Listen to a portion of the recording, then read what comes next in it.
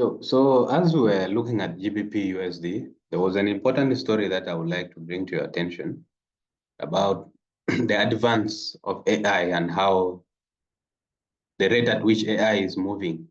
Let's just check this story out. So here we are having a situation whereby ChatGPT initiated a communication with someone. The AI reached out to them and asked them about how they are doing in their school. So it's a very interesting story, and it is a leap in artificial intelligence. So the question is, would it be a situation where AI has actually gained consciousness? Or the guys are saying it could be a bug that they fixed.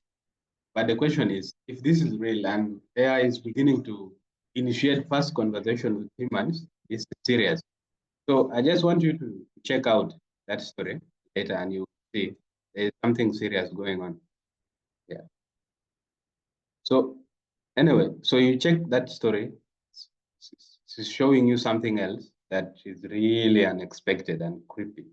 So the question is now, is it true that AI is actually advancing at a phase that we cannot cope up with, especially when you look at the jobs that AI has actually taken to replace and continue to do that, and now they are beginning to start conversations and initiations? Does it mean that now the solution which was suggested by Elon Musk and the Neuralink team is the only thing that we could have? Because if you look at that solution, you have Nolan here, the first human implant, or Neuralink. So Neuralink has been advanced as one of the ways in which we can actually be able to cope up with the speed of AI and merge with them. A typical example of if you cannot defeat your enemy or fight your enemy, you just have to merge with your enemy. So there are very many solutions which were advanced towards trying to cope up with AI. One of them was slow. They were told to slow on their improvements. So the advancement, you slow it down, the phase. That was said by Mark Tegman and some other people.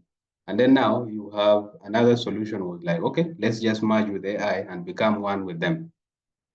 So if we're becoming one with them, the question is this the best solution? Like Nolan. Nolan is the first human being to have the Neuralink chip implanted in his brain. He was physically impaired, but now he's full back, he can communicate. He can do those mobile things and all of those things. So that's an interesting story, a countermeasure for AI advancement. Anyway, let's look at GBP/GU. So this has actually been our demand area, our supply area for long. So this is an area in which we want to look for sales, and this remains as our demand area. So the moment we have these two areas, we can come to a lower time frame. And on the lower time frame, which is the weekly now, we can begin to look for those supply areas which have not yet been violated. So we have one here. So meaning when price is able to pull into these areas here, we shall begin to look for head and shoulders resistance to take trades.